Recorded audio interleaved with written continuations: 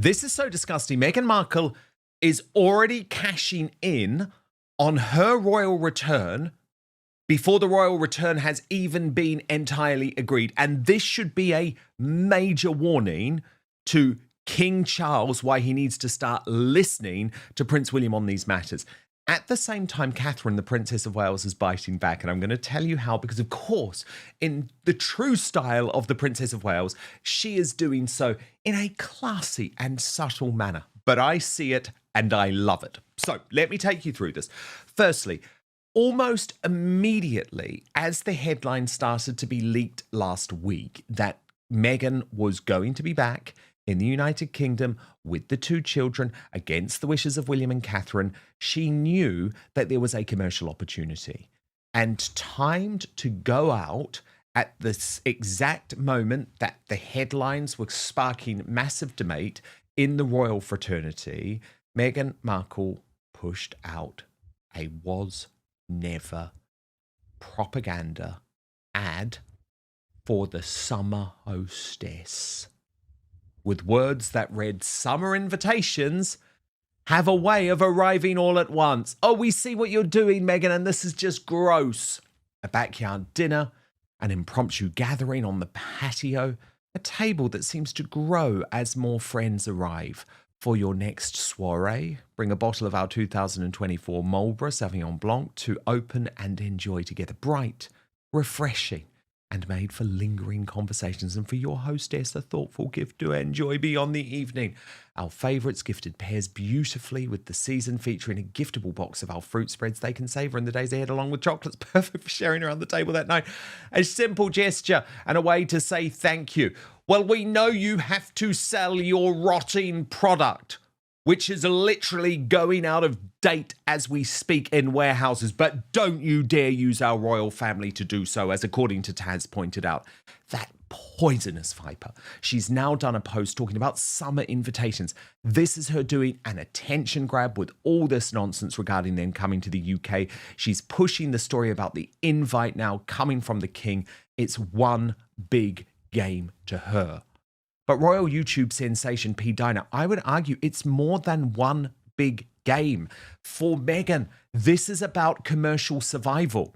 And the fact that she's done this so early rather than actually waiting for confirmation, waiting to get everything agreed, shows how desperate she is to move this product. Now, I think what she's actually done here, P. Diner, is provide a warning. A warning to the British royal family, a warning to King Charles, a warning to Charles Rycroft, his new deputy, who seems to be pushing this crazy idea of bringing Harry and Meghan back. She's already merching off you just based off the headlines from the visit. If you fully allow her to if you fully allow her to come back, you do not know what you are unleashing. Let this be a warning and reverse this invitation now. The latest bombshells from Harry and Meghan that the Montecito Mafia and the rest of the media are desperate to hide. Subscribe right now for the real story with zero spin and zero censorship. Yes, just like, you said, she's already advertising, that she's got an invitation and trying to sell and make money off of that. Imagine bringing her in the presence of the king, what she's going to come out with. It is going to be so bad for, I think, the king. He is making a big mistake, and some people around him know it. Meghan has no shame. She has no shame. She is trying to sell that expiring gem, and she is desperate. I mean, it's already bad enough that the woman has done, a lot of things not having been pressured by expiring jams. Imagine how desperate she is going to be now, trying to sell expiring jams and products with this invitation. Now she will do any and everything. She is trying to not drown in this whole product that she has that is going down. She is, I think, on the brink of even a bankruptcy they're talking about, because there's warehouses of these products that are going to expire. And so this invitation, I think, comes at a good time for her to try to maximize sales around, royalty, true royalty. And that's what's pretty scary about it. I think it's not going to be a good thing for the king. Absolutely. And you know where Catherine gets it so right, P. Dinah? She Hmm. knows how to subtly separate herself from Meghan and what Meghan is doing. And I think she's biting back in a brilliant way. So you probably know that last week she penned this personal essay about the need for love and genuine human connection as children battle an increasingly digital world. And it's, of course, a very important thing. And what I like about it is that she doesn't preach in the same way that we see Meghan and Harry preach. Oh, everything should be banned. It's not about that. What she's talking about is that it is vital to preserve the spirit of childhood alongside healthy development. Childhood is foundational in developing a healthy balance between mind, body, and spirit. But children are not simply learners of information. They don't analyze joy, but live it. They don't intellectualize connection, but they embody it. They experience the world through feeling, through love. But as part of her powerful plea for more love in a digital age, P. Dinah, Catherine also spoke about what love isn't. And what's very interesting is when she was speaking about what love isn't, my sources tell me she was making a clear comparison to some of the work of her sister-in-law, which is, of course, very gauche and very commercialized. So Catherine said, prioritize love, and this key segment has been highlighted here in the post from Hello Magazine Canada. But it's this line. She says, prioritize love. I'm not talking about over sentimental and romantic gestures, but love that is quiet and unconditional, built on time and patience, the joy found in ordinary things, the everyday magic of itself. P. Dinah, isn't that so fascinating?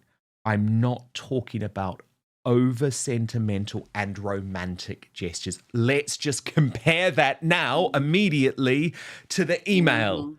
that Meghan Markle sent out, which is all about over sentimentality and spending money, money, money. And that's how you deliver love. Right.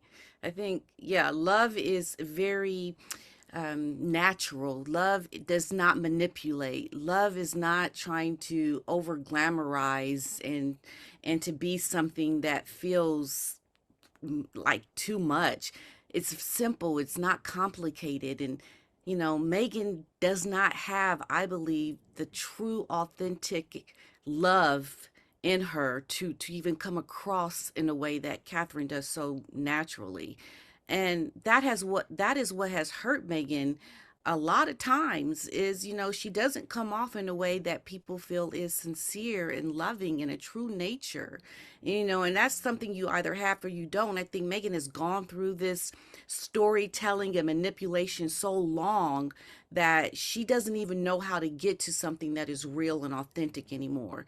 And I don't think she can ever get there unless she is able to really become this person that says, I'm I'm feeling like really raw and broken. I think that can never happen for Megan until she gets to a very broken space, and she gets this continual coddling and support from the king.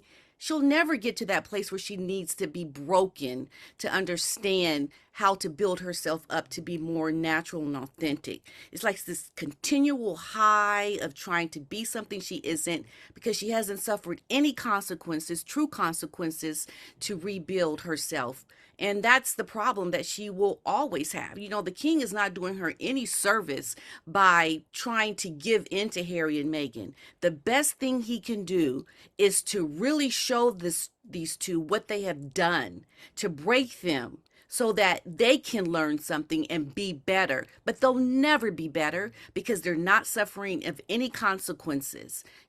Catherine gets it. Harry and Meghan definitely do not get it, and they never will because they're not getting the consequences that they need to be better. And that is what the king does not understand. because he's too soft. You know, that's how I Indeed. see it. And the thing is, P. Dina, something really important is at stake. And this is what William understands, because William is trying to protect the monarchy into the next generation, for generations to come. And he knows that's not easy.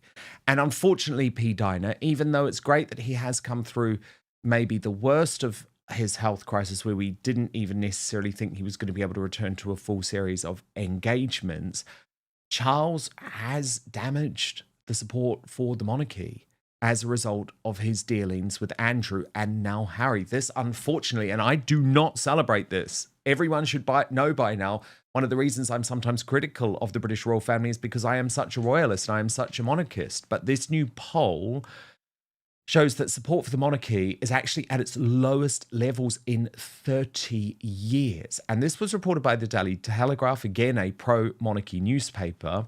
And the figures are stark, P. Dina. The number of British people who still want the country to be a monarchy has dropped by 11 percentage points in the past 3 years. Well, who's been in charge over that period? To 55%. The figure, which reflects diminishing support for the monarchy in younger age groups, is the lowest in 33 years of Ipsos polling on the royal family. The public reported a 69% approval rating in 1993, the year after Elizabeth II had spoken of her annus horribilis, which marked a devastating fire at Windsor Castle and the end of 3 of her children's marriages. It reached a high of 80% support at the time of the late Queen's 2012 Diamond Jubilee, after which it dropped gradually to 60% in the year before she died in 2022. And of course, that was in part because of the Andrew Mountbatten Windsor scandal, and of course, Harry and Meghan, who were at their peak in terms of Oprah and Netflix and suggesting racism claims. Now, 6 in 10 of those surveyed say the monarchy has an important role to play in the future of Britain, while 30% believe it does not. The number of respondents who would prefer a republic was 27%. 6 in 10 people believe the king is doing a good job, with 71% reporting the same of the Prince of Wales.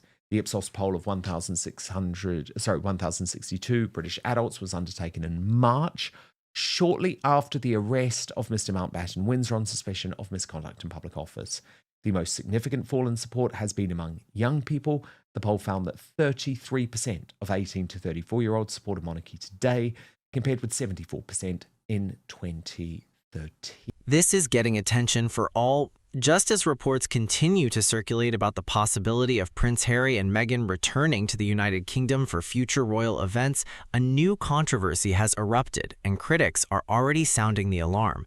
According to royal commentators, Meghan's latest lifestyle brand promotion appeared at almost exactly the same moment that headlines about a potential royal return began dominating the conversation. And for some observers, that timing is far from a coincidence. Now, to be clear, there has been no official confirmation that any long-term royal reconciliation has been finalized, but that hasn't stopped speculation, and it certainly hasn't stopped people from analyzing every move made by both sides. The criticism centers around a promotional message for Meghan's lifestyle brand that focused on summer entertaining, hosting gatherings, and gift-giving. On the surface, it was exactly the kind of marketing content you would expect from a lifestyle company, but critics quickly noticed language referencing invitations, gatherings, and social occasions. To some royal watchers, the messaging felt unusually well-timed. They argue that whether intentional or not, the campaign benefited from the enormous amount of publicity generated by the ongoing royal reconciliation discussion, and that's where concerns begin. Because if there is one thing that has consistently worried supporters of the monarchy, it's the possibility that royal connections could become intertwined with commercial interests. Critics argue that if headlines alone can generate this much speculation and commercial attention, what happens if a full royal visit actually takes place? What happens if photographs emerge? What happens if there are family meetings? What happens if every interaction instantly becomes global news? For those who share Prince William's reported concerns about keeping clear boundaries between royal duties and commercial activities, this latest episode is being viewed as a warning sign. And that brings us to Catherine, Princess of Wales. While critics were debating Meghan's marketing strategy, Catherine delivered a message of her own, but in a very different way. In a recent essay focused on childhood development, emotional well-being, and the importance of human connection, Catherine spoke about preserving genuine relationships in an increasingly digital world. What stood out wasn't just what she said, it was how she said it. Rather than focusing on grand gestures or dramatic statements, Catherine emphasized simple moments, patience, and authentic connection. One particular section has drawn significant attention. She spoke about prioritizing love, not as something expressed through elaborate displays, but through consistency, time, and everyday acts of care. Many royal commentators immediately contrasted that message with the highly commercialized nature of modern celebrity branding. Whether that comparison was intentional or not is impossible to know, but supporters of Catherine argue that it highlights one of the key differences in public perception between the two women. Catherine's image has long been built around stability, duty, and restraint. Meghan's image, meanwhile, has increasingly become associated with media projects, business ventures, and commercial branding. Again, those are perceptions rather than objective facts, but perception matters enormously in public life, and especially within a monarchy. This debate comes at a particularly important moment because recent polling suggests that support for the monarchy has become more complicated than many royal supporters would like. Several surveys have shown declining enthusiasm among younger generations compared with previous decades. That reality presents a major challenge for the future. The monarchy's survival has always depended on its ability to adapt while preserving the traditions that make it unique. And according to many commentators, Prince William appears acutely aware of that challenge. Supporters of William argue that he understands the monarchy cannot afford additional controversies. They believe his focus is on protecting the institution's long-term reputation rather than pursuing short-term family reconciliation. Whether that's entirely fair or not is open to debate, but it helps explain why some royal observers believe William has taken a firmer position than King Charles when it comes to handling difficult family relationships. The argument from William's supporters is straightforward. The monarchy has already endured years of damaging headlines involving family disputes, media interviews, documentaries, memoirs, and scandals.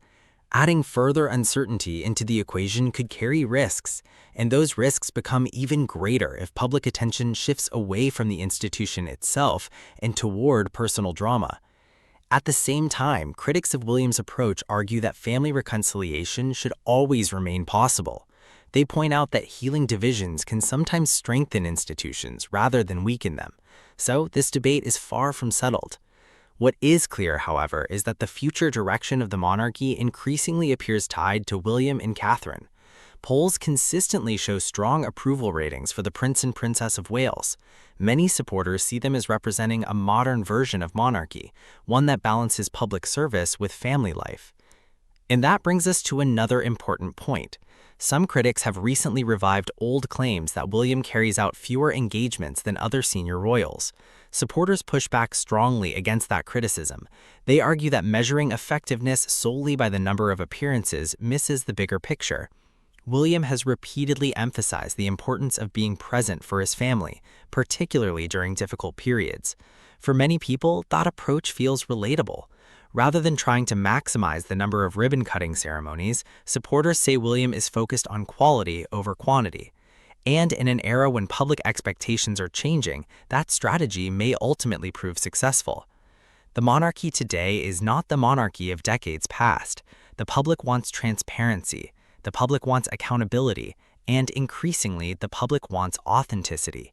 That is why recent moves toward greater financial transparency have been welcomed by many observers. The more open the institution becomes, the stronger its connection to the public may become. As for Harry and Meghan, the debate surrounding their future relationship with the royal family shows no signs of disappearing anytime soon. Every report, every statement, every appearance, and every business venture will continue to be examined through the lens of that ongoing story. And that's exactly why some commentators believe the latest controversy matters. Whether Meghan's promotional campaign was intentionally linked to royal headlines or simply happened to coincide with them, the reaction reveals a deeper concern.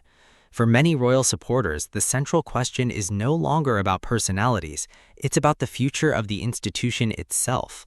Can the monarchy modernize while preserving public trust?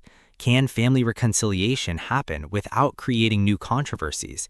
And can the next generation of royals build a model that resonates with younger audiences? Those are the questions that will define the years ahead. And if recent events are any indication, the debate is only just beginning.